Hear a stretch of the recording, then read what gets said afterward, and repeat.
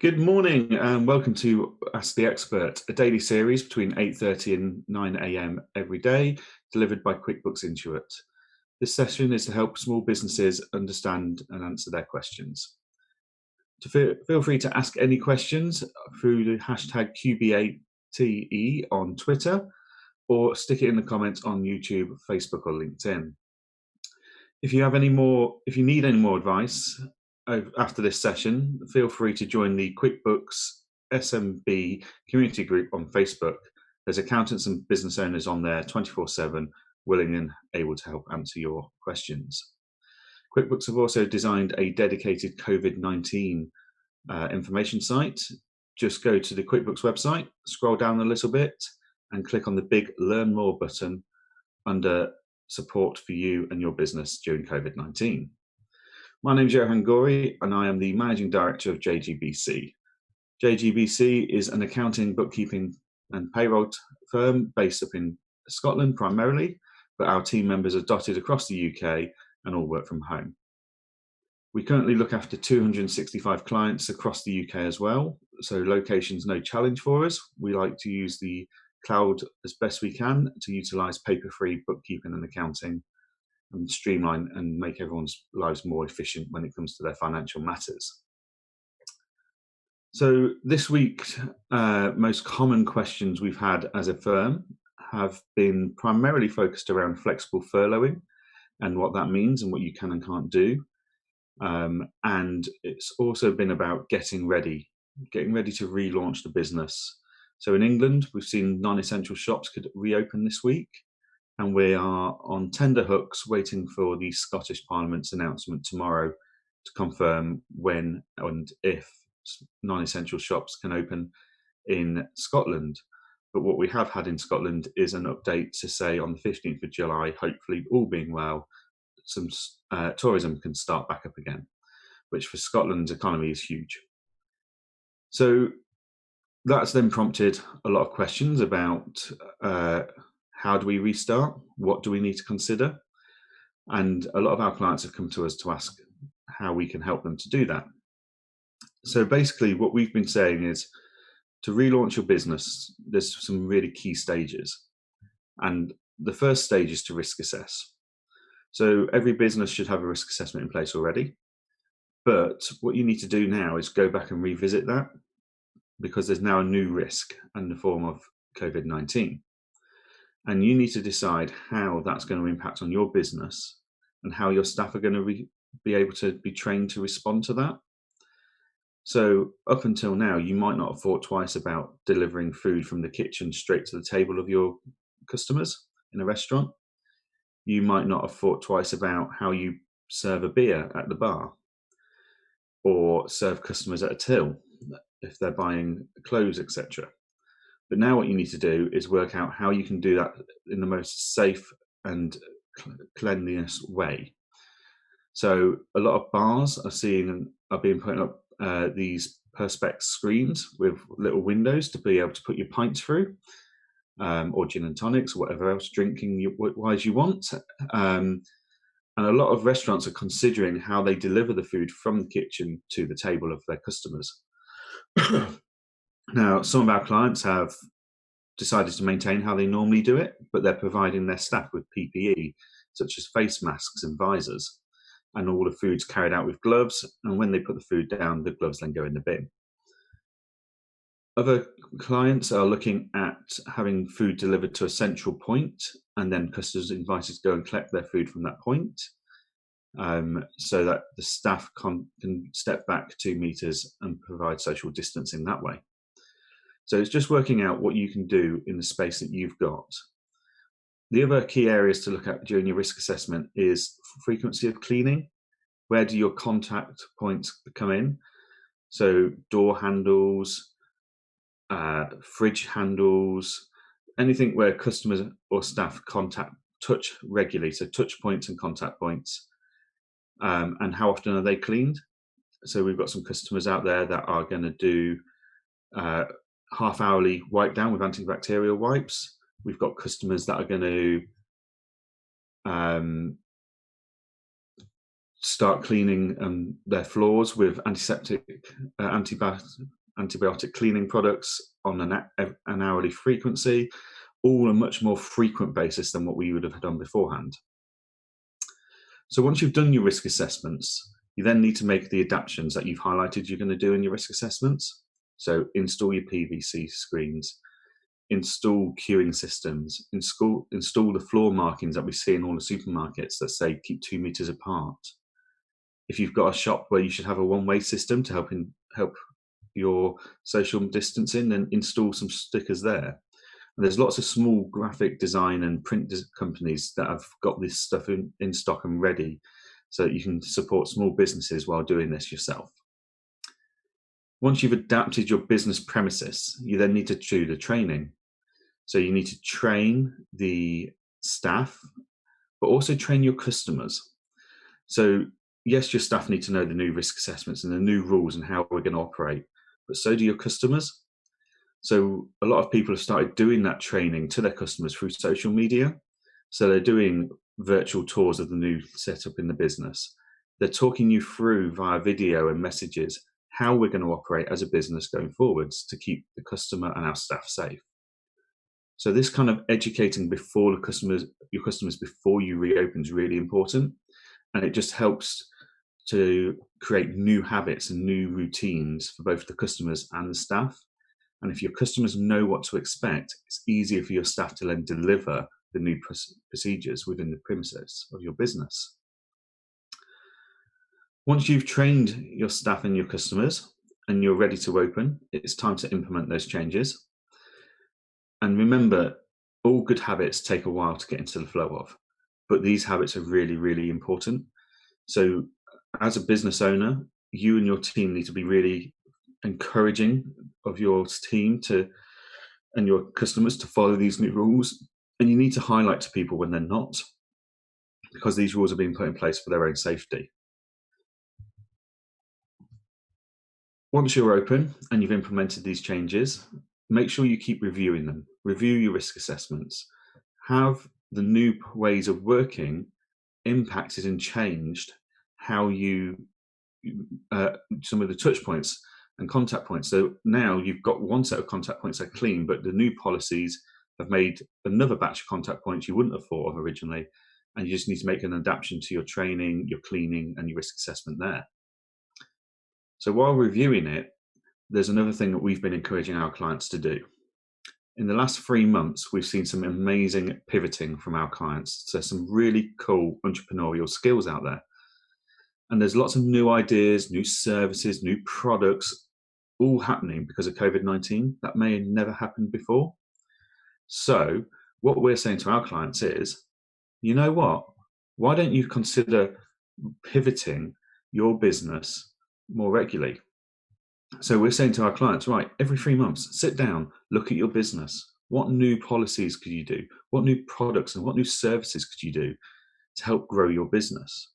Because a lot of the businesses that have pivoted and developed new services in the last 3 months have said they're going to continue these services going forwards. And by continuing them and picking up their normal trade, once that comes back, what they've actually done is in the next year grown their business. So yes, in the last 3 months, we've had quite financial hard times. A lot of small businesses have gone, well, we're going to do this to survive. But by doing this new service to survive, if they keep that going after the COVID-19 crisis and businesses are reopened, what they've done is they've developed a new service, they've developed a new income level, and they can start turning this crisis into a positive experience, which will ultimately help them grow their business. So always remember to keep pivoting your business even after the crisis has ended. So that's all our main points from this week that we've had as an accounting firm. As I say, lots of helping our business set up new systems and processes. We've also been out actually installing new till systems to make customers' lives easier, to make the clients' employees' lives easier, so they're serving people quicker and easier, to keep those new queues down. Because something we're all going to have to adapt to is the queuing. So if you've got a slow till system, a new till system that's going to be faster is going to certainly help. So let's get on with some questions. We've got a few questions lined up already from what I can see. So our first question is a Twitter DM from Alicia. Good morning. Good morning. We are very eager to open up again and get everything ready. We will start to gradually bring staff off furlough from next week, but I'm wondering how flexible furlough will work. So flexible furlough is based on the principle of you can bring back your staff for as many hours as you can afford to bring them back, or you need to bring them back to keep the operation going.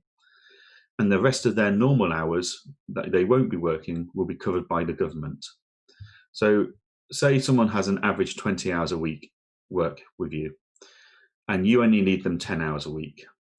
So you can bring them back on 100% pay, which you as a business will pay for at 100% for 10 hours. And then the next 10 hours, the rest of those contracted hours would be at 80% on furlough under the same rules as the government's had for the last 3 months. However, as of August, do remember that the pensions and national insurance will be liable to you as a business, not to the furlough scheme. And then September onwards, the percentages that the government will refund you of the money will be reducing gradually, but the amount that you still have to pay a staff member on furlough is still 80%. So that doesn't fluctuate. And the theory being that after a few weeks or months, you should be able to bring your staff back to 100% working hours and not rely on the furlough system anymore. So I hope that helps. So our next question is Nicola from Facebook Live Feed. Good morning, Nicola. I need to change my company from cash to invoice accounting, but cannot reconcile the open transactions that the VAT report is adding in. What's your advice? So I'm going to go on the assumption you're using QuickBooks accounts software, which is fantastic. What I'd advise, though, is going and having a one-to-one with an accountant who is a QuickBooks Pro advisor. They will be able to sit down with you, look through it all, and get it all correct for the transaction.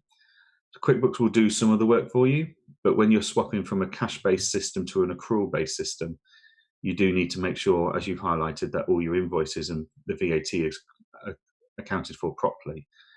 And it's quite a difficult thing to sit here and tell you how to do that without having a look at and putting it into your scenario and into giving you examples based on your own QuickBooks data. So definitely get in touch with an accountant. You can find an accountant that's a QuickBooks Pro Advisor on the QuickBooks Accountants Pro Advisor listings on the website. So if you just go to the QuickBooks website, there's a Find an Accountant feature, and you can put in your postcode and you can look for someone that's local to you, or you can just have a general look through the list. With the benefit of QuickBooks is you don't need to have a local accountant necessarily, so you can choose whoever suits you best across the UK, because we can all work with the cloud. So I can sit here now, I could log into your QuickBooks if you've authorized me by sending the access to me via email in the QuickBooks system already, and we can sit here and do a Zoom, we could share screens, we can talk through it all, even though I'm in Scotland and you could be anywhere, say even Devon. I did a QuickBooks Zoom call with a client in London last week and fixed a huge issue with QuickBooks not talking to her photograph software wasn't talking properly to QuickBooks. We got that fixed in about 20 minutes on a Zoom call, even though I'm in Scotland and she's in London. So find yourself someone who you like the sound of, you think you can work with, and get them to give you a helping hand to get this sorted. It's always best to get expert advice when it comes to things like VAT, so HMRC don't come back and give you any trouble. Carol from Facebook Messenger. Hello, I'm self-employed and have been working from home for the last few months. So I have been able to put my home as an office and claim back some money from that. Now that I'm going into the office as soon 2 days a week, I'm unsure how to calculate things. Any advice appreciated? So there's two methods for working from home. You can either have a flat rate each month, and that's fine for working from home. And that's flat rates determined by how many hours you work from home. So if you have a look online, you can find out on the HMRC website, it will tell you how many hours each amount and what amount you get for that. So it will give you like between 1 hour and 50 hours a month, you can claim this much. Between 50 and 100, you can claim this much. So have a look online and find that option. The other option is to calculate it on a percentage basis. So you have your bills, number of rooms, and the amount of time you spend in that room using that room for work.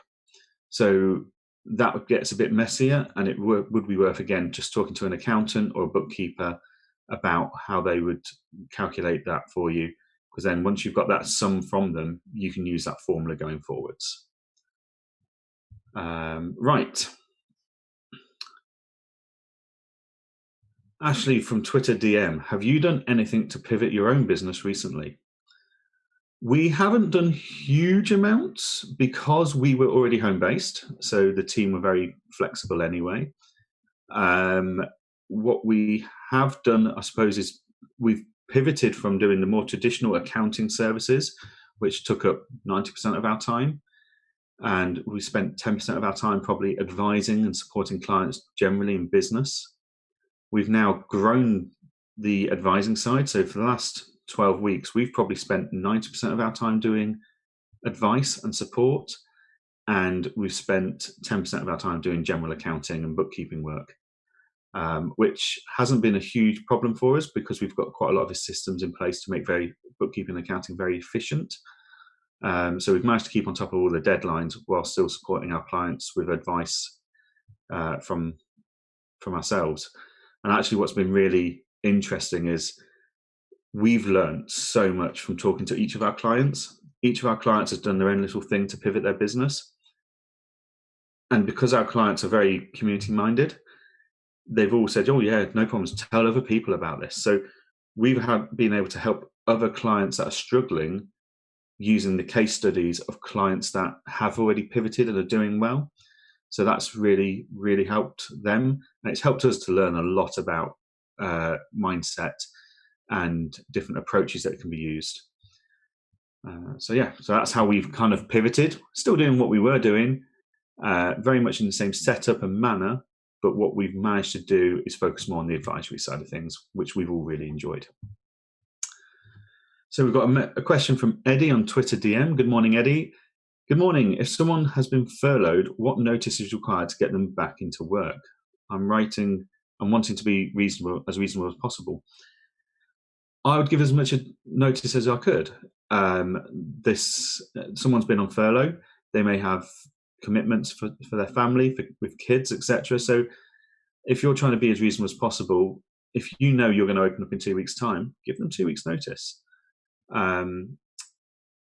If you know you're going to need them next week, let them know next week and see if that works for them. It's a two-way conversation, really. I've not seen any rules about how much notice you need to give someone to come off furlough. I'm sure there is some on the HMRC website, so check that out. And I will look into that myself because that's not, the notice period isn't something I've considered at this point. Our payroll manager's been looking after most of this stuff for us. But I think whenever it comes to employing someone, and that it's a two-way conversation of what works for them. So if I had two members of staff on furlough, and one's got kids and stuff and saying, I can't come back straight away, I've got to sort childcare and stuff out, and the other one's willing to come back, I'd take that one back straight away and keep in touch with the other one until the childcare's sorted. So just have that two-way conversation. I think if anything, COVID-19's made us much more aware of other people's circumstances, and it's made us a lot more caring.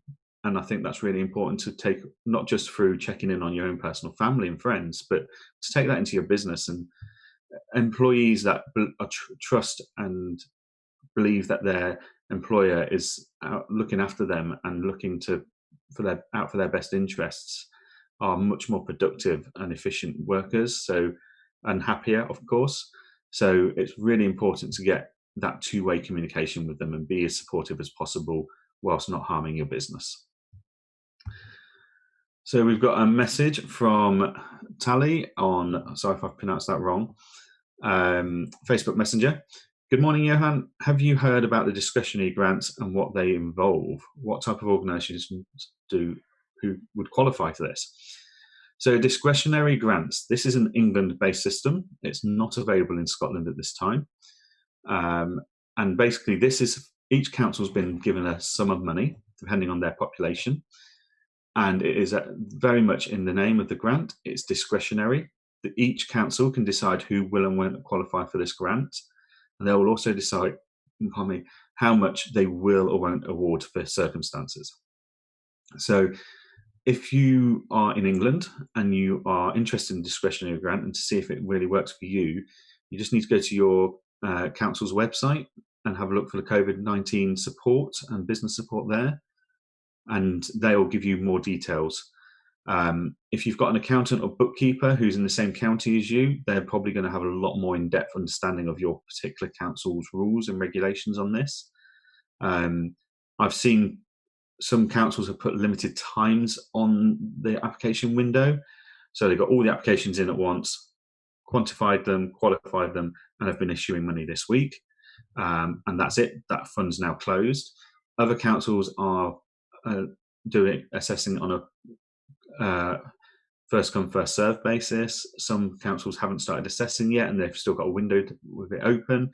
So yeah, check the council website, have a read, have a chat to your local business chamber of commerce. They'll probably be able to help you because they'll have a working relationship with the council and understand what's going on with that grant in your area. I hope that helps. It's quite broad, but it's a very specific thing that every council's taken their own view on how they will or won't administer that fund. So we've got a message from Jocelyn on Facebook Messenger. Good morning, Jocelyn. Do you see new opportunities for businesses coming out of lockdown and back to work? What would you say they are? I think there's a lot of opportunity in this post-COVID-19 era. I think we're going to see huge amounts of redundancies from the big companies. I think whether they need to cut staff or not, I think they're taking this as an opportunity to blame COVID. So I think small businesses have got a huge opportunity here. I think during COVID-19, small businesses had a huge opportunity because we could pivot, we could change, we could evolve a lot quicker than the slower, bigger companies.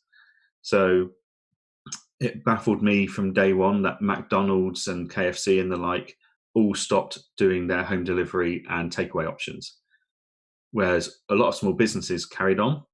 So a lot of my clients that use things like Just Eat have said they've just had the best 3 months they've ever had before. And that's not because we've been consuming more takeaway food necessarily. It's because they're not competing with the big boys in the market anymore.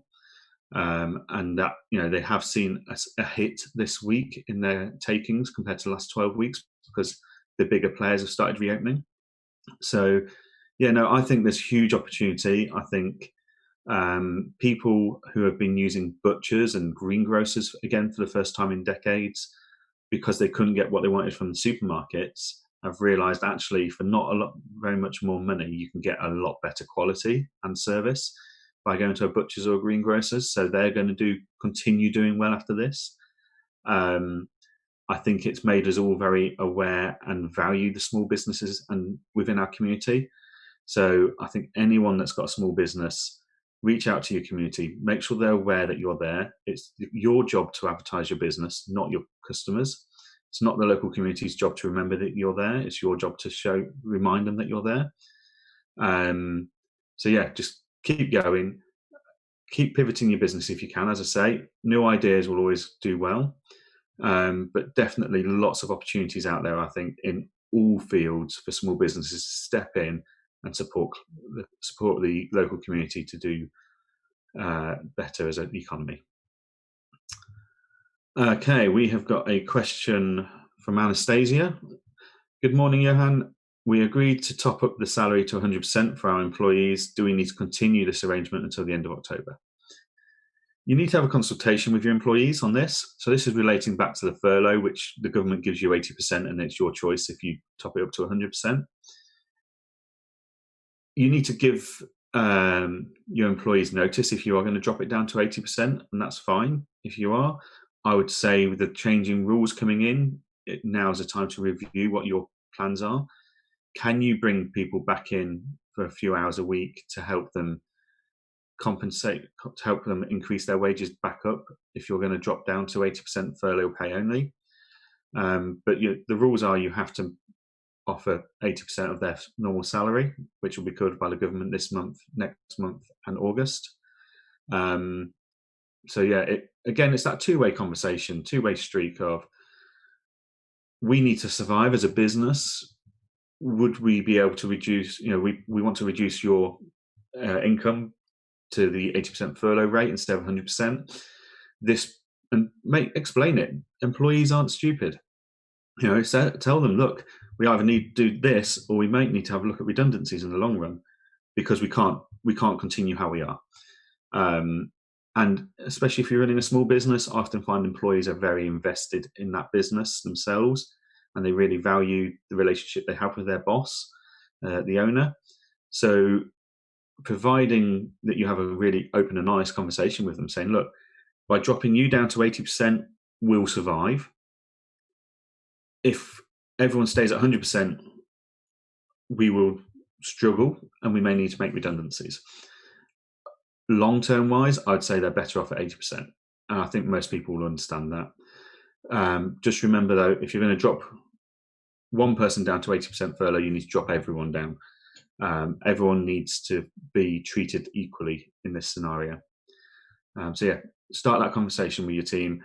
Be open and honest with them. Explain why you're going to do it. Don't just tell them you're doing it because they'll just think you're trying to save money. But be open. Explain to them the position of your business. Employees, as I say, they're not stupid. They understand. They see the news and they know what's going on. And I think most people would rather 80% of their wage than no wage at all, because you've had to make redundancies to save the rest of the full wages. So who else have we got here? We've got a message from Gracelyn. I apologise if I pronounce that terribly. I'm not great with names.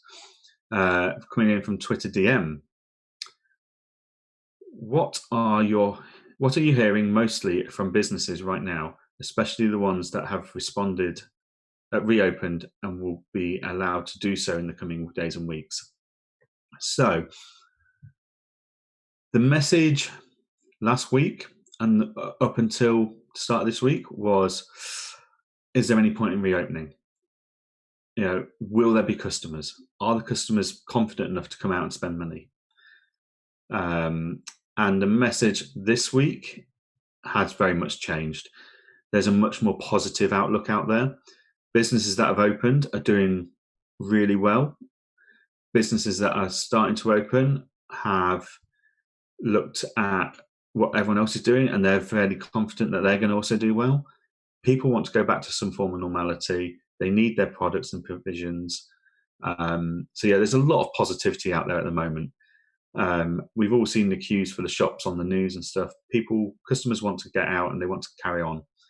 And they want to support small businesses especially. There's been a huge push towards supporting small businesses. So personally, I think it's a really positive time to have a small business in the next few weeks. I think anyone that's proactive and capitalizes on it will do really well. So that's about it for questions. We're running out of time now. So thank you very much for all your questions. They've been great. I hope my answers have helped a bit. If you've got any more questions, then please get in touch with the QuickBooks support team on Facebook or the JGBC team and myself at www.jgbc.co.uk. We've also got a Facebook page where we've put in regularly weekly videos up covering the news and questions of the week, which is Facebook. Go to Facebook, search jgbc.co.uk. Coming up on Ask the Expert tomorrow, which, believe it or not, is the 50th live show of this series. That's 10 weeks worth of this already, which is incredible. So coming up tomorrow on the 50th episode is Patrice Archer. Patrice is the CEO of Appy Ventures. Patrice creates award-winning technology-led businesses. Patrice works with SMEs, startups, and innovative corporates to make sure So make sure you tune in with me tomorrow and ask Patrice your burning questions. A reminder that if you need advice, then please visit and join the Intuit QuickBooks SMB community group on Facebook. There's loads of accountants such as myself and other business owners on there that will be able to share their knowledge and experience and help answer your questions. So once again, thank you to everyone for attending. I hope the answers have helped. My name was Johann, and thank you very much for coming today. Stay safe and look after yourselves.